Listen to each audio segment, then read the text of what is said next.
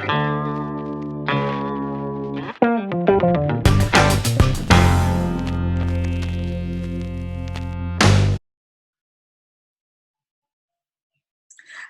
everybody, welcome to another episode of Tash B TV. In 2007, Heidi and her husband Nick packed up their gear and left Melbourne to open an audiology clinic in Tasmania. Now, in 3 short years, they had grown that one clinic to 7. Talk about huge growth in a short amount of time.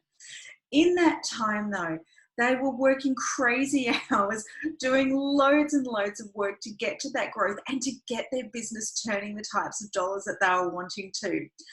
But it was really incredibly stressful, as you could imagine. And then they wanted to start a family, and Heidi decided to do an MBA at the same time as well. So something had to give. But it wasn't until Heidi realized that getting to know her staff and letting go and working less hours in her business would actually lead to the freedom that she was looking for by starting her business in the first place and lead to more profitability. So I start off by asking Heidi how what was going on for her and Nick to decide that they wanted to move from Melbourne to Tassie. 2007, you and Nick packed up Melbourne, moved to Tassie, which that's a big move in itself to set up your own business. So what was going through your head saying, I want to go into business with my husband and I want to move, relocate? It's funny when you said 2000. I actually don't remember that part of my life. I don't know if I've blocked that out. I often think about it and go, what happened?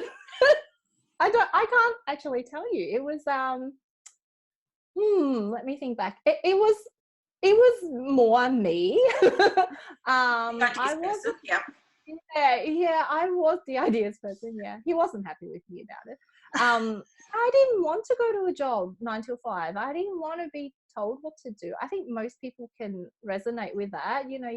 I love my jobs. I always kind of try to enjoy the work that I did for whomever. But there was kind of, this sounds really cliche, but there was a burning desire in me to go and carve my own way. And we looked around the landscape because I'm quite risk averse, considering that I'm an ideas person, but I want to calculate risk. So we looked around Melbourne, and there really wasn't a lot of opportunities around. A lot of our friends had small business in Melbourne, and it wasn't okay with me to go and set up close to them. And this sounds terrible because I've got friends in Hobart and I'm thinking, well, thanks for coming down here. But Yeah. That's okay, we weren't friends then.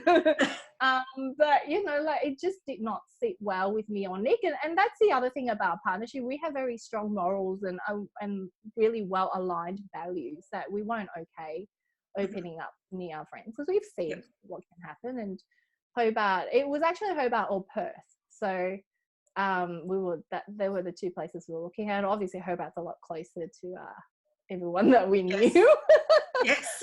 Hobart, and it was, worked out for us because it was a market that wasn't very well developed at the time. And obviously, I'm a bit lazy, so replicating what I knew worked in Melbourne and just bring it down here, it was a no-brainer. So yes. Yeah.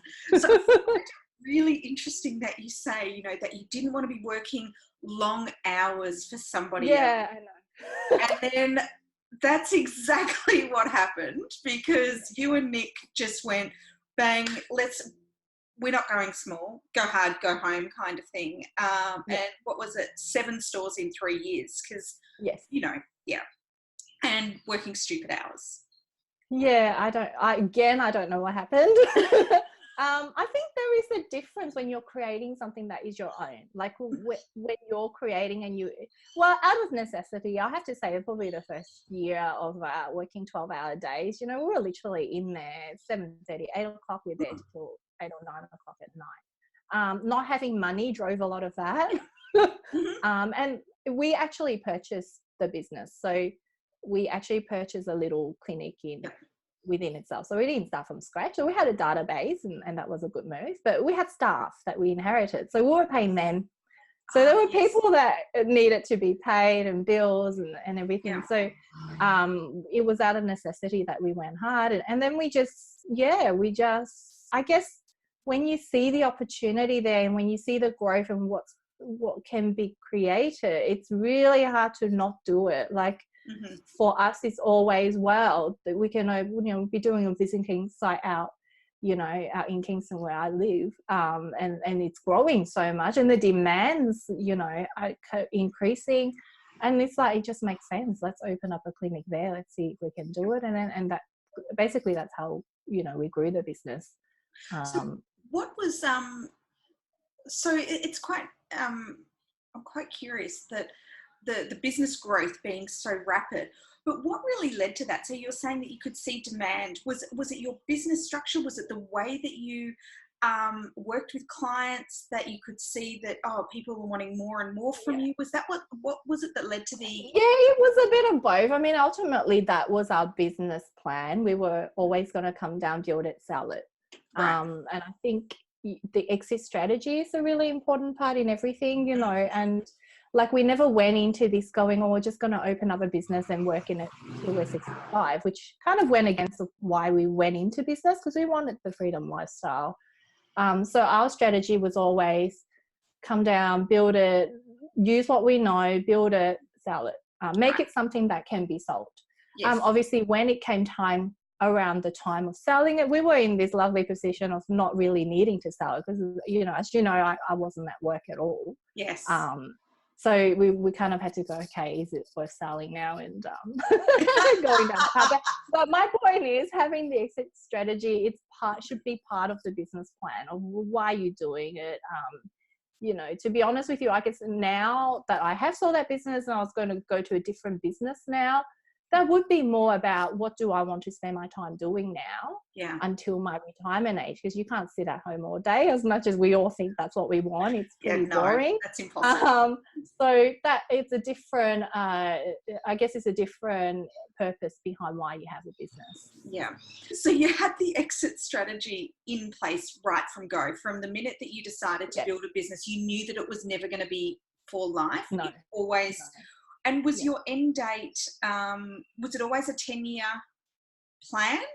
Well, we didn't have a 10-year plan. We were quite happy with someone pay the right price for it. Can I say that? Yeah, of course, because that's it, yeah. It's three or 4 years into it. We had people interested, and and we were just young punks from Melbourne, We had all these people coming down going, will you say? And we were just like, and we were just pulling ridiculous amounts out of the thin air. You just got, are you serious? We're like, yeah, we're serious. Because it was kind of, I don't know, we were immature. Why not? Why not? You don't get, right? That's it. Well, you can take our price that we're offering you, or you can go and do some research and actually value it yourself. But this is what we value it at. Yes. Yeah.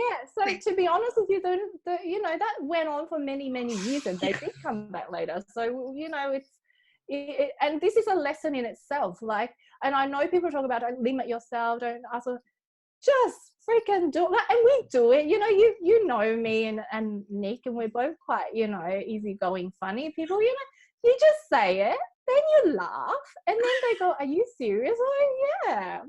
Well, if you're willing to pay it, of course we are. I think if you come from don't be a dickhead. Like, there are dickheads out there but there are ways of asking, and I think people just go, those two, whatever. We pride ourselves for being the cowboys down here. So we want to continue that persona. So that's interesting. So the cowboy. So what sort of activities do you do that are living out there and a little bit different? It's all internalized.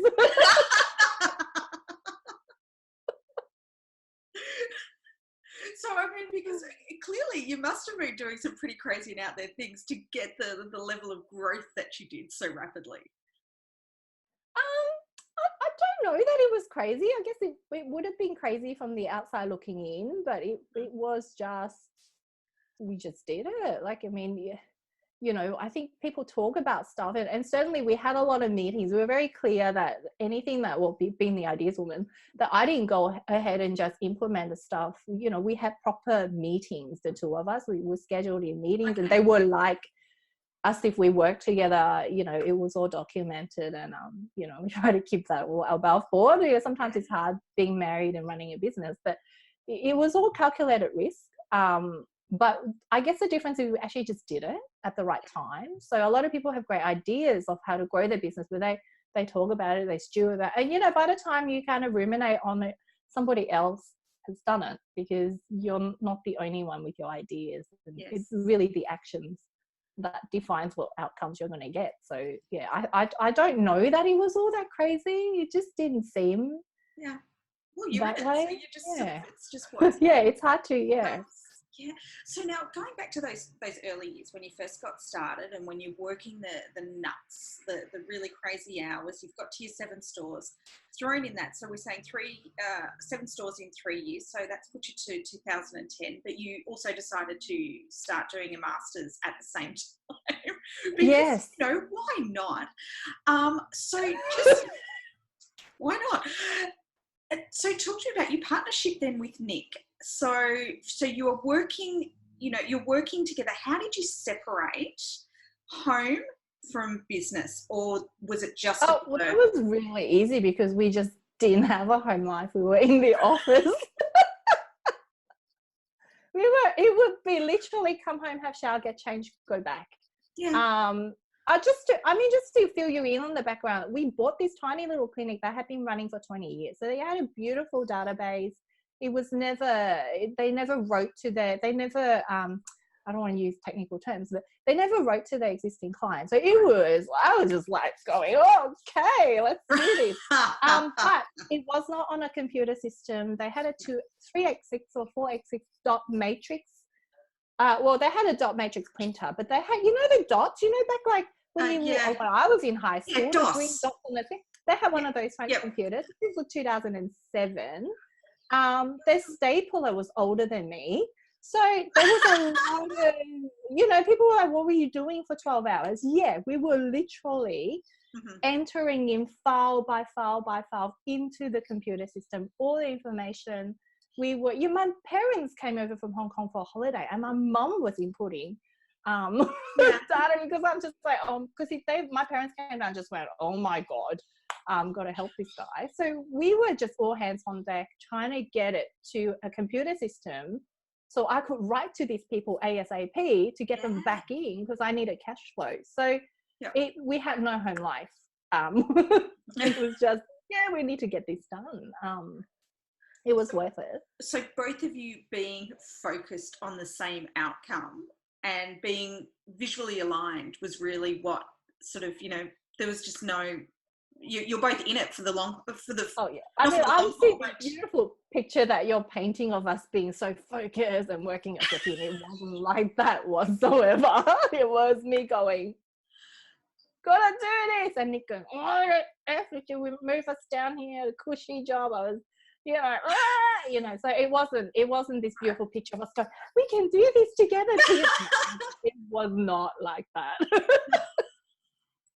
But we were into it then, because we bought a house. We bought our first home down here as well. So we had a mortgage for the very first time. Oh, okay. So it was kind of like, well, far out. We're both in this together. Yeah. Was that it? We've both dug this hole together. Of swearing. Look, there's a lot of swearing. So you so one of the things that I love about your story is that you reach this point, you've got your 7 stores, you're working stupid hours, you're doing your MBA, and okay, it's time to start having babies. We want to grow our family now, and you know, you're just trying to do it all, Heidi. What's going on? And I think that I think that's the issue. When I was in my 30s, I had just turned 30 when we moved down here. So the clock was kind of ticking in my mind. And, you know, that whole perfect picture of, you know, I always thought I had 3 kids by the age of 30. And, then I was like, I'm 30. I have no kids. And I have this business. So, it was probably around 2009. We actually went on the IVF program because of all the stress. I couldn't get pregnant. So that was a journey on itself. Looking back now, I can see, okay, Heidi, you may have taken on too much. But yeah, we did have our beautiful little girl in 2011. Yeah. And that was an interesting experience on so many fronts. But yeah, so it was kind of, and I was just started my MBA, so that had to take a back burner. So I guess having the baby was a real blessing in disguise, because it actually made me realize I had to slow down because I couldn't possibly do everything. And then the biggest thing that it did was it forced me to work part-time. Because at this point, how many hours a day were you doing in the business, or how many hours a week were you working in the business? Well, at this point, things had calmed down a little bit. So 2009, I think we had quite a few stores with good cash flow, and we had one or two extra clinicians. I can't quite remember. So we had flown them down from interstate. So we had a bit of help, but that in itself is another new challenge. So I was working 5 days, but was planning to go down to 3 days after the baby. So it was crazy because I was at work the day before I gave birth. I went back to work. I think I had a week off. We had a cot. So we had a breastfeeding station and a cot in my office. So she used to come to work with me. Yes. Yeah. That's it. You know, if you're your own boss, you need to do that. Yes. And the client liked it, you know. Yeah. So she would, so the days so I guess there were two parts to my job. I was a clinician, and I also did obviously the business management. So I had her with me during the business management days. And then progressively I cut down on my clinical days, which was a real turning point for me, because that's my craft. That's what I am good at. And for me to switch my mindset around, okay, well, I need to hire people to do that. And I focus on running the business, because I can have my baby there, I can work from home, I don't need to be there. And that's when I realized that, well, I actually don't need to be physically there to run this business, as long as I have good systems in place for clinicians to come on board. And really that was such a massive insight for us, and for us to and we had this challenge, obviously, in any regional place in Australia, to get allied health professional, that we decide to train up our own clinicians down here, because you can't go to uni down here and learn audiology. And that made all the difference in the world for us to train up local people and have them replace what we do inside a clinic. So one of the things that you talk about too on this journey that you went on, that was the overall control that you had to have in your business, of your staff, just having your finger in every single pie and just being very controlling in your business. And then the toll that took on your health. Your control is an interesting word. Yeah. So was that not? No, it's true. No, because I think, and I talk about this a lot, I think for someone to go into business, that is one of the many skills that I think, the perfectionistic outlook, it can't be done right unless I do it. And that is control. And I think a lot of us, and the control gives you the discipline and the focus and all of that. But there comes a point in your business where you have to learn to change that control. And I don't want to talk about letting go of control, because you never let go of your business. So it's a different word. It's almost you changing that control to a more, I liken it to parenting. It's more of a nurturing, I hate to think that I controlled my children, but I am guiding them. So you do go from, I need to oversee everything to make sure it's done right, to shifting your outlook on it to, well, I need to be across everything to make sure that I am aware where I'm needed and I'm available. I don't know that there's a word for that, but it's a much softer way of doing it, but it's not like you're not there. So Yeah. it's a different way of looking at it, I guess. So what was the trigger then for you where you realised that this change in your management style needed to happen? Yeah, desperation. It was realizing, I guess, that controlling behavior did not sit well with staff. I wasn't getting the best out of people. So, Yeah. you know, I've come from a background where you just do what you're told at work and at school and by your parents, and all of a sudden I have these wonderful people coming on board that don't do what they're told and don't.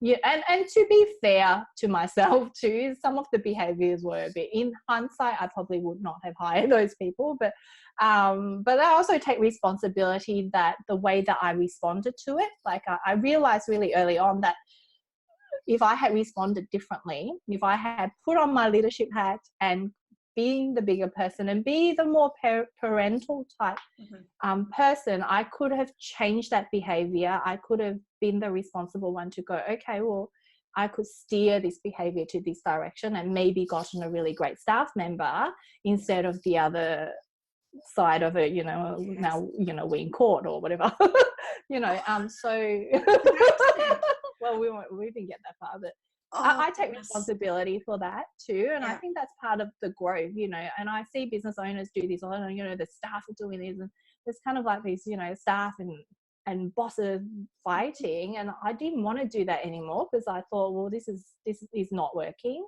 And what I did notice is by changing the way I respond, by setting my own boundaries in a caring, nurturing manner, it actually changed the people around me. So that was a massive turning point. And then I saw the goal behind that, because if you can do that, man, you can run your business without being there, because you've got these people that are engaged, they want to be there, they see your business as their little baby, as their family, and off they go, you know, like.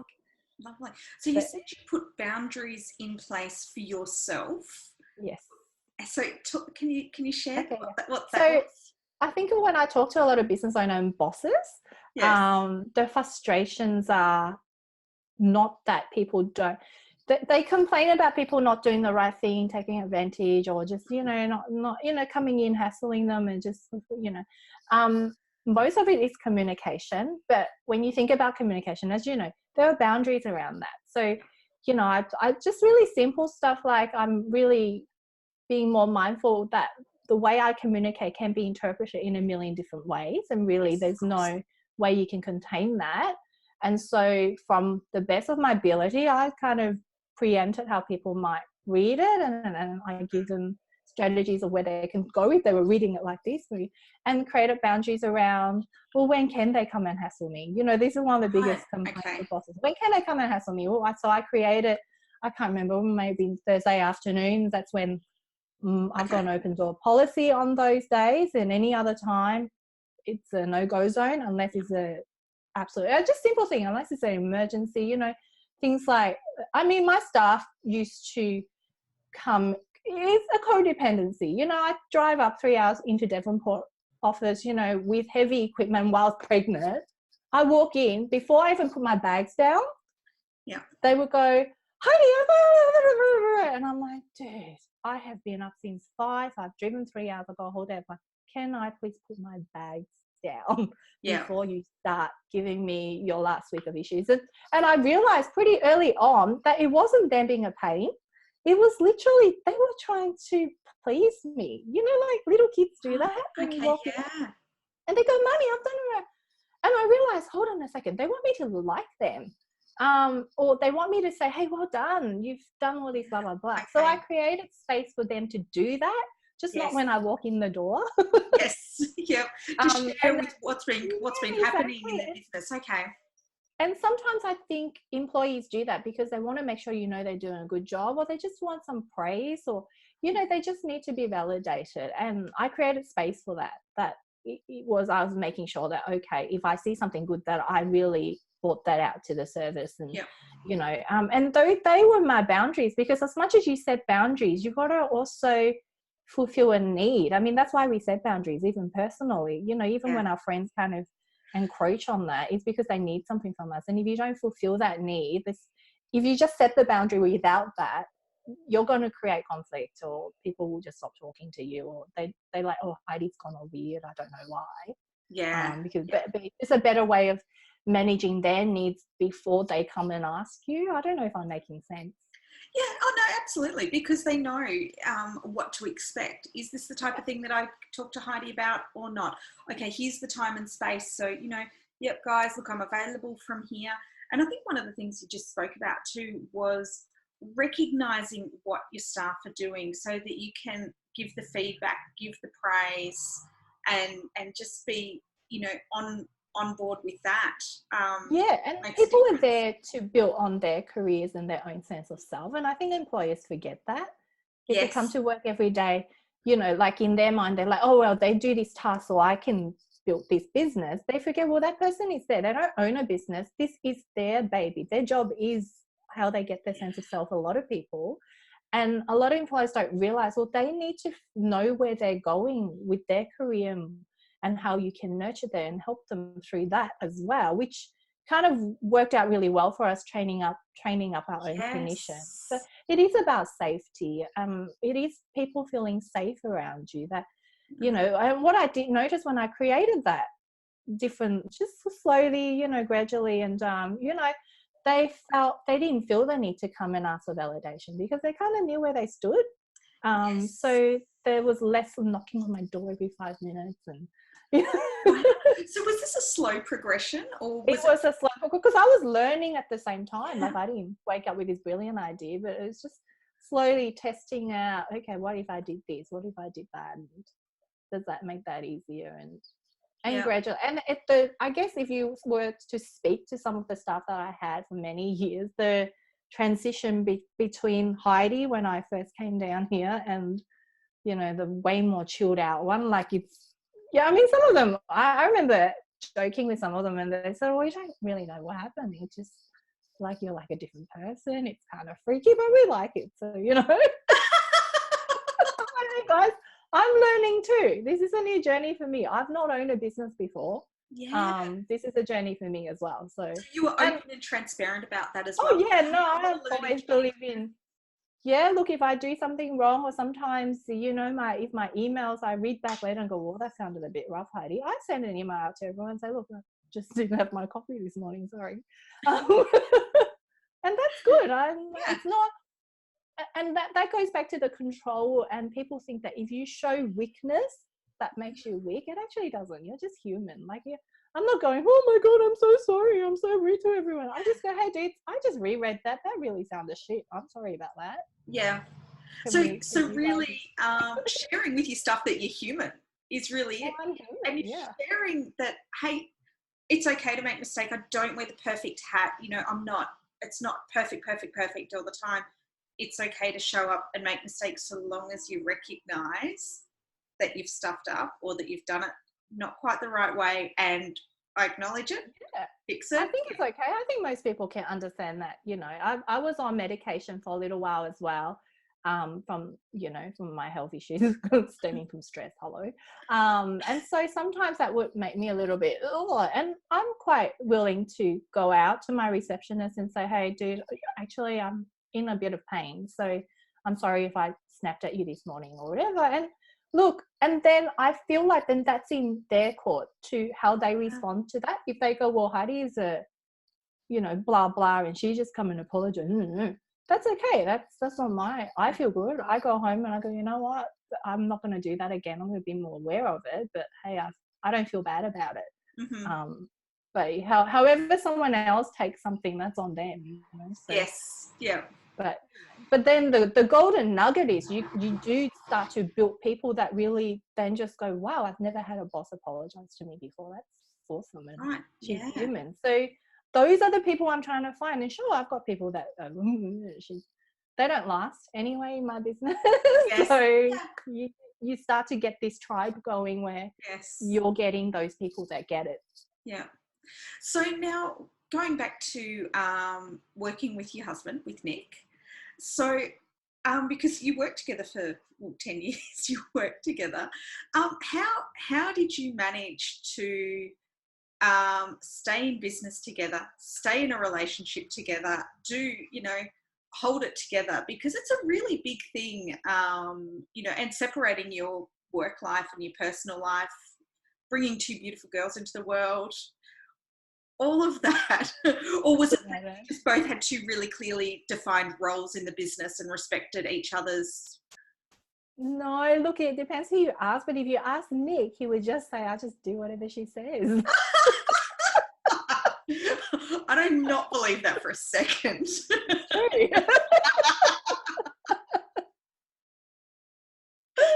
It's true. And then he'll say, happy wife, happy life, because, you know, we hang out with pensioners all day long. Right, yes. Yeah, I think, I don't know how to answer that. I guess we both come from the belief that you stick things out. And look, like, I know with social media, everyone thinks, oh, you guys are, it's not like that in real life. You know, we do have moments where you go, oh God, this is just too hard. And we are very different people as much as we are aligned. So it's, yeah, I don't know. It's just luck. I can't believe I just said that. We had worked together before, but we do complement each other really well. But it's still been a growth journey. Like, our relationship now is very different to what it used to be, and we're very different people to what we used to be. So it's about kind of negotiating that life together, I guess, and figuring things out, and not being too being not holding on to this idea that we're going to stay together forever, we're going to and just chilling out a bit, just going, well, whatever happens, and we're going to enjoy the moment, and this is what's happening today, this is what we're working on, and are we both happy right now? And that's all you can do, because I think we do, both of us both our sets, our parents are still together. We have this belief that once you get married, you stick together forever, and that's actually a lot of pressure. And then when you throw the business and the kids into it, and totally. A couple of years ago we sat down and we thought, you know what if we remove that expectation and we just go, let's see what happens today and have the best day today together. So that works well for us. Yep. Okay, so taking time out from your business and just having a date day, so to speak. Well, no, literally not even necessarily taking any time out, but really just it's taking away that expectation that we have to fulfill what this looks like, what a successful married business couple looks like, and just going, well, today's today, and whatever comes our way, we'll deal with it together, and that pressure off.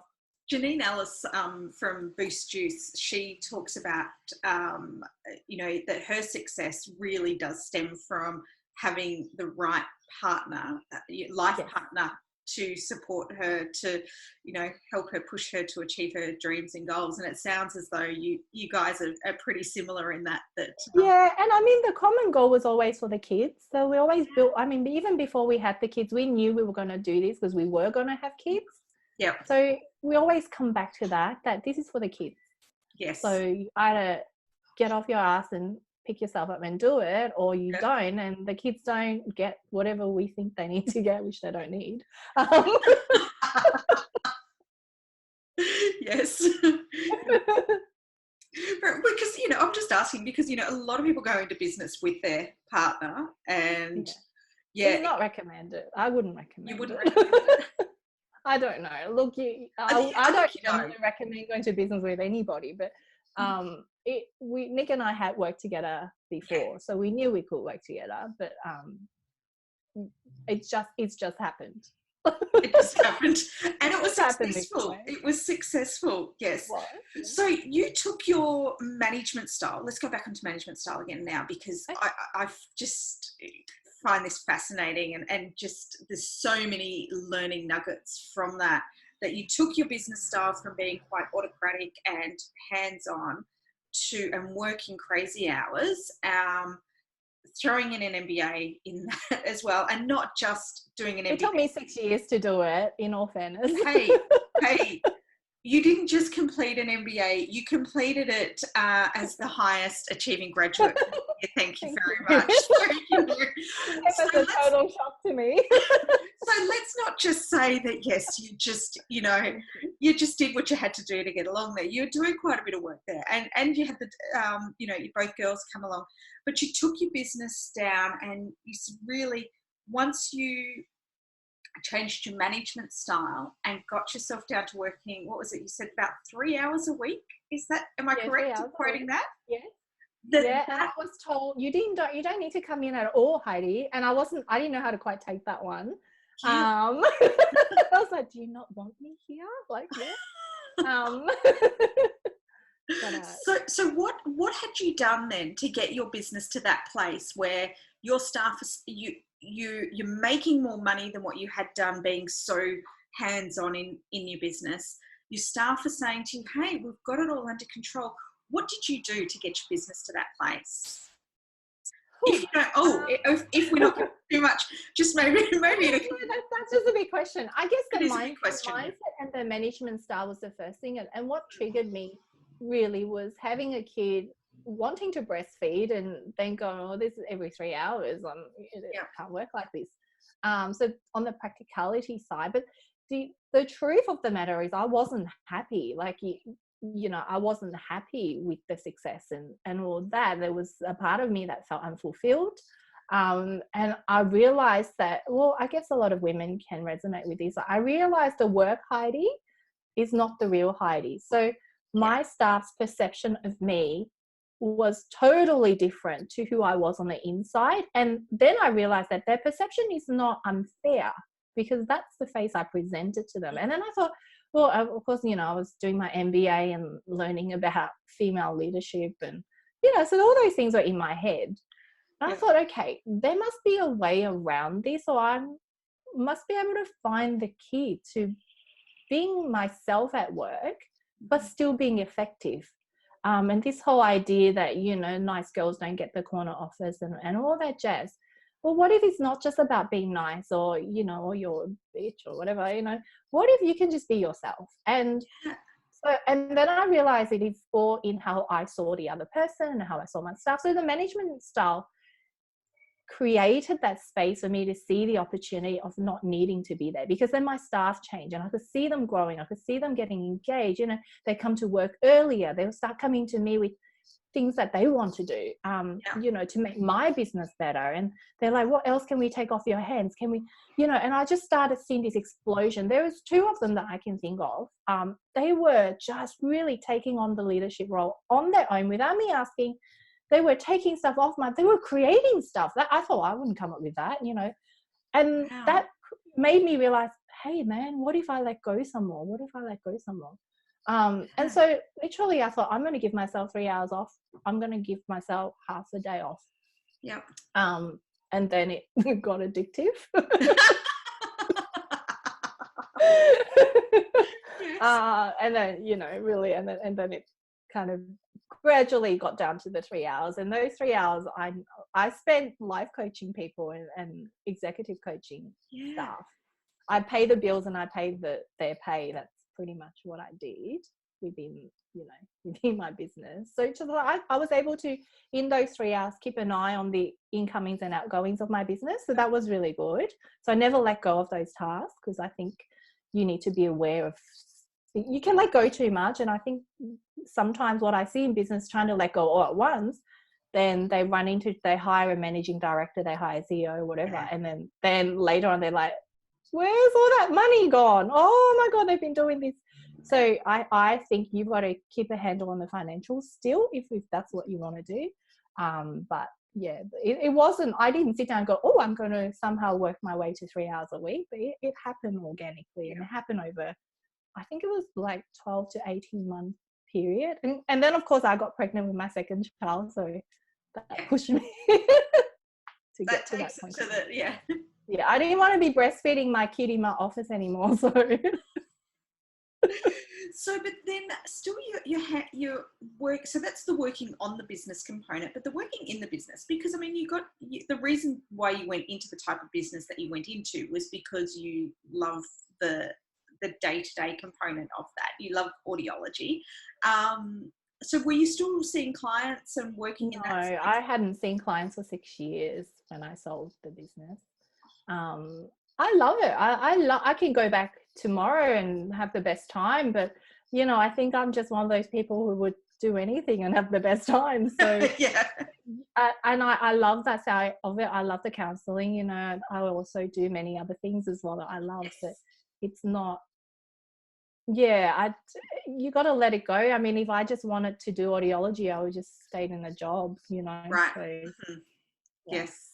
So you've sold your business. What are you doing now? Because you are doing so many things. Tell us, what are you doing now with your Yeah, time? pretty much soon after my MBA, just doing it, I cottoned on to executive coaching, Mhm.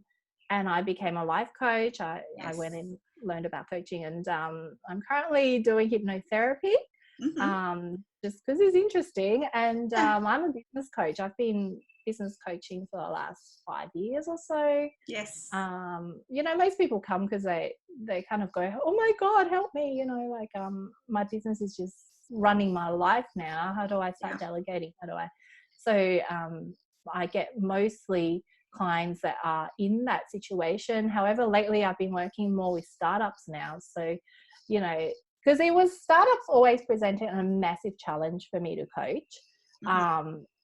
because I had a profession that I created a business around. And women, especially mothers, will come in and go, I want to start up a business. Can you coach me? And I'm like, yeah, but what are your skill set? They're like, we don't have one. Can you help us find one? I Oh. was like, okay. So that was always that was always a block in myself, that am I able to do this? And that's kind of my journey as a coach of what I've been working on. Well, how do I help them find that? Hmm. So it's taken a few years, because I want to make sure that when I do come out and I do help someone, that I'm actually delivering value that they can practically apply, that they can Yes. actually go, well, today I'm going to do this and it's going to give me this result. Hmm. Um, so I didn't want to just go out there and go, I can coach anyone in business. I want to make sure that I can actually deliver, Yep. what they wanting. Because part of the difficulty in my position is people hear my story, they hire me, and they think by hiring me, they will become me. And I can't deliver that. No. Um, Of course not, because you're I you. can't deliver You that. But can't it's be. Yeah. amazing. This is what happens, and I'm very careful. You probably have noticed I don't really push my business coaching very much. Yeah. I need to be really clear about the right clients. I need to be really clear that when I do offer something, that it actually delivers what I say it Yes. does, without then having to be me, because I I can't deliver that No. in Well. the space that people want it to Yeah. be delivered. So Yeah. yeah. Yeah. No. Absolutely. Absolutely. Because I mean, everybody is unique, and everybody is themselves, and they bring their own unique flair to their Absolutely. business. Yeah. And we're all on our own path. We're all on Of different paths. course. We're all here to teach something different. So Yeah. whilst this might be my story, and to be able to say, well, come coaching with me and you can create a similar story, that's not authentic. No. So I'm really careful when people come to talk to me, and surprisingly, quite a lot of people do contact me because of that. They're like, I want your lifestyle, and I'm like, well, okay, let's take it about 50 steps backwards and see where Yes. we're at right now, because Yeah. can't go from here to So there. you want to be where I am now, that took me 15 years to get here. Okay. And where are you in that journey? Are you at page one, or, or where are you It's exactly? about being realistic, and I never ever want people to kind of jump ship and go, well, and I've had people or clients that go, well, I want to quit my job tomorrow and just focus on this total. And I'm like, dude, I didn't quit my job. I saved up. I saved up, a year's worth of salary before I jumped in. Yeah. Because you're going to run out of money. And this is why I'm probably the most boring business coach out there. And I realize this, and I'm okay with it, because I just make sure that people have enough money to actually start their business, that their business idea is actually viable financially. Because what happens is they jump in, they throw all this money, they quit their job, they invest, whatever. And then 3 months down the track, they literally just run out of money to pay their bills. Yeah. And then they then they're like, oh crap, I've got this website, I've got logos, I've done all this stuff, I've told the world, like, I've got this pretty stuff, but yeah, and now I have to eat humble pie and maybe go get a job. And they delay that, they don't go back to a job, and next thing you know, they're fighting with their partners. Yeah, it's a story I just keep seeing, over and over again. So yeah, I'm boring. I just go, well, we'll have to do the budget. Sorry. No, I don't think it's boring. I think it's called realistic. I think that there is a lot of business coaches out there who wave the flag of, oh yes, you can earn X amount in X amount of time, in 30 days sort of thing. And it's like, I'm with you. I don't like waving that flag. I've been in business for so long. I can't guarantee my own freaking income, let alone guarantee somebody else's income. Exactly. And there's a lot of things that have to be put in place for you to reach that point as well. And it doesn't happen just like that. You need to just take the steps and all the rest of it. It's become too easy now with social media as well to just jump in. Yes. Kind of. You can make yourself look like you're doing something when you're not. So, I mean. Or for you, because you don't overly advertise your business, you like to make it look as though you're not doing much. And that's true. Espresso martinis, that's it. Yes, that's right. Which is fabulous. No, that's great. Now, people can find you, Heidi. Where can people find you? If they're wanting to follow you, wanting more information about where can they find me? That's a good question. They'll have to stalk me on social media, I guess. I have a fabulous group on Facebook. So it's called Entrepreneur Lifestyle Huddle. Yes. That is probably, joining my Facebook group is probably the best way of keeping tabs on where I am. So yeah. Yes, absolutely. And you show up there, and there's some great things that you do share there for people in business and just the general community too, getting involved and sharing. Yeah, it's great. I've got such a beautiful community there. Hardly anyone ever does anything wrong, which is amazing to me because I'm kind of hands off. But yeah, I've got some really awesome, beautiful people in that group. So it's great. Yes. Yeah. A lot of fun. That's fantastic. Well, Heidi, thank you so very much for your time. I do really appreciate it. There's some awesome stuff in there. So I think that lots of people can, sort of take with what you've shared about, being a little bit more hands off in their approach with their business, that, hey, maybe you don't need to have your finger in every single pie. And I really like to, looking at your employees from their point of view. What are your employees wanting to get out of being here, and how you can help them in their journey to go further in a career progression, and what things you can put in place for them to help, because staff turnover is just a nightmare. You don't want that, because, retraining and looking for staff. Who wants to do that? I've been there. No, that's wonderful. So thank you. I appreciate it. Thank you. Thanks for the chat. It was great. Oh, excellent. Okay. Wow, guys, what an amazing story. And that growth, 7 stores in 3 years, nothing short of amazing. Growing that business, completing an MBA, starting a family, and staying married. That is just nothing short of amazing.